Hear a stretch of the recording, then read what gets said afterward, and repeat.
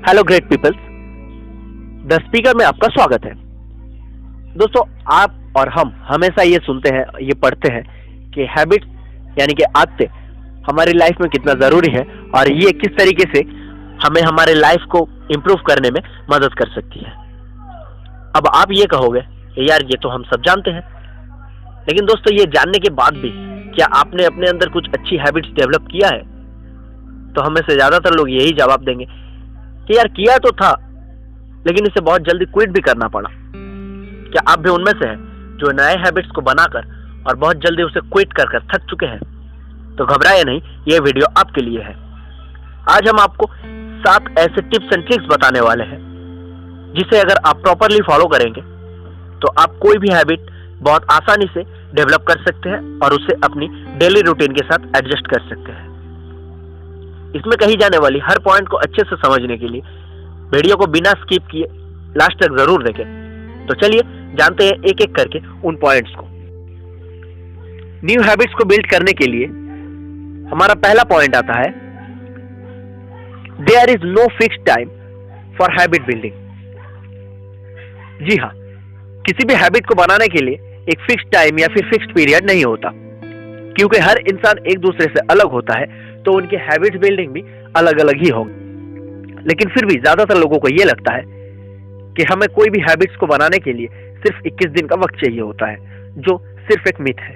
अगर इसका कारण हम देखें तो हमें पास्ट में 1950s के दौर में जाना पड़ेगा।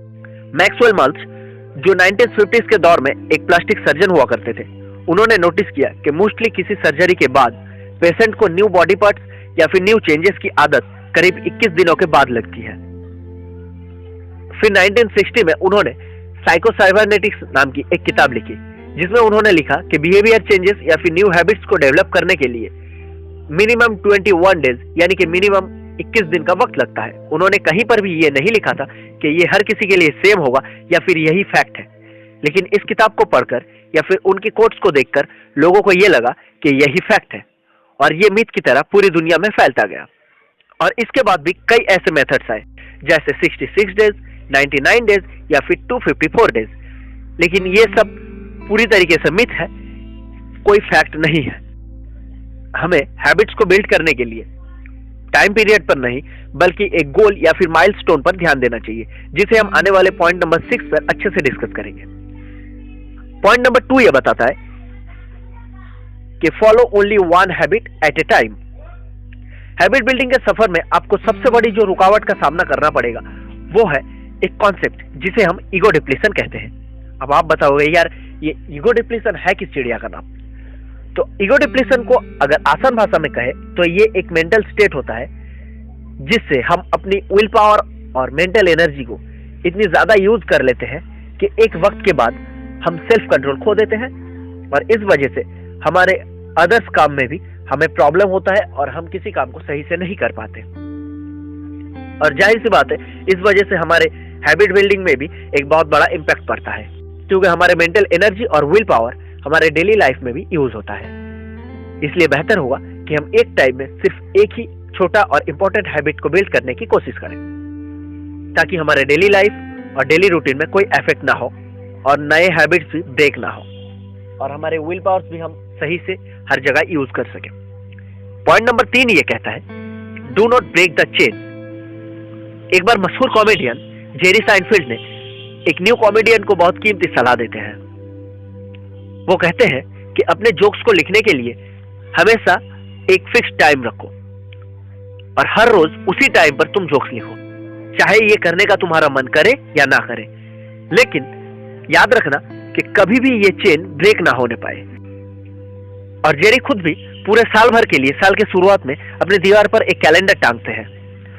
वो हर रोज जोक लिखने के बाद रेड मार्कर से इस डेट को क्रॉस कर देते हैं और उनका ये गोल होता है कि किसी भी हाल में ये चेन ब्रेक ना हो, क्योंकि हर रोज अपनी आंखों के सामने कैलेंडर मार्किंग के चेन आपको इंस्पायर करेगी वो काम करने के लिए जो करने के लिए आपको अलग अलग मुश्किलों का सामना करना पड़ता है, ताकि ये काम करके आप इस प्रोडक्टिव चेन को ब्रेक होने से रोक सको।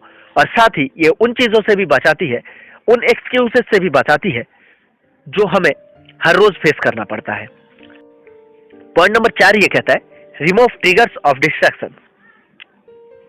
दोस्तों, हमारे हैबिट्स लूप कुछ इस तरीके से काम करते हैं। नंबर 1 क्यू, नंबर 2 रूटीन और नंबर 3 रिवॉर्ड। अब इस सर्कल को तोड़ने के लिए आपको क्यू यानी कि रिवॉर्ड को ही हटाना पड़ेगा। सपोज आप स्टडी कर रहे हो और आपके फोन पर एक नोटिफिकेशन आता है, तो आप देखते हो कि फेसबुक पर आपके किसी दोस्त ने आपको मेंशन किया है। अब आप फेसबुक ओपन करते हो और जाकर देखते हो कि आपके दोस्त ने आपके बारे में क्या लिखा है। जब आप देखते हो कि उसने कुछ अच्छी चीजें लिखी है आपके बारे में, तो आपको एक खुशी मिलती है। अब ध्यान से इसको समझेंगे तो ये नोटिफिकेशन का आना एक ट्रिगर है, क्यू है, फेसबुक को ओपन करना आपका रूटीन है, और फिर ये जो खुशी मिलती है ये आपका रिवॉर्ड है। तो ट्रिगर को रिमूव कैसे करें? आप अगर स्टडी कर रहे हो तो फोन को टेबल पर रखने की बजाय उसको बेड पर या फिर दूसरे रूम पर साइलेंट करके रख सकते हो। अगर आपको हेल्दी डाइट शुरू करना है तो आप जंक फूड को घर में लाके अवॉइड करने की बजाय उसको घर पर ही ना लेके आओ। तो आपको डिस्ट्रैक्शन या फिर इसके ट्रिगर्स को इग्नोर नहीं करना है, बल्कि इसे पूरी तरीके से रिमूव कर देना है, ताकि कोई और ऑप्शन ही ना बचे। जब ऑप्शन नहीं होगा तो एक्शन अपने आप स्टार्ट हो जाएगा। पॉइंट नंबर 5 कहता है, add your new habits in your routine. आप अपने हैबिट्स को जिसे आप डेवलप करना चाहते हैं उसे आप अपने डेली रूटीन के साथ ऐड कर लीजिए। इसके लिए हम रेकमेंड करेंगे आप मशहूर साइकोलॉजिस्ट बीजे फॉक की टाइनी हैबिट्स कॉन्सेप्ट को फॉलो करो। बीजे फॉक कहते हैं, आप अपनी न्यू हैबिट्स को उन चीजों के साथ ऐड करो जो काम आप हर रोज करते हो। जैसे अगर आपको जिम ज्वाइन करना है तो आप ऑफिस या स्कूल से आते वक्त जिम ज्वाइन कर सकते हो, ताकि आपको घर आने से पहले जिम का रास्ता मिल जाए। अगर आपको बुक रीडिंग की आदत डालनी है तो आप अपने सोने से पहले तकिए के पास या फिर अपने बेड पे एक बुक रख सकते हो, जिससे धीरे धीरे आपका ये हैबिट हो जाएगा कि आपको सोने से पहले कुछ देर पढ़ना है।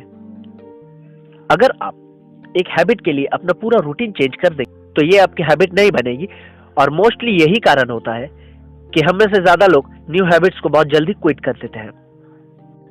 तो आप देखो कि आपके हैबिट्स आपके रूटीन में किस तरीके से और कहां फिट हो सकता है, जिसके लिए आपको अपने रूटीन को ज्यादा चेंज ना करना पड़े। उम्मीद है आप इस पॉइंट को अच्छे से समझ गए हैं।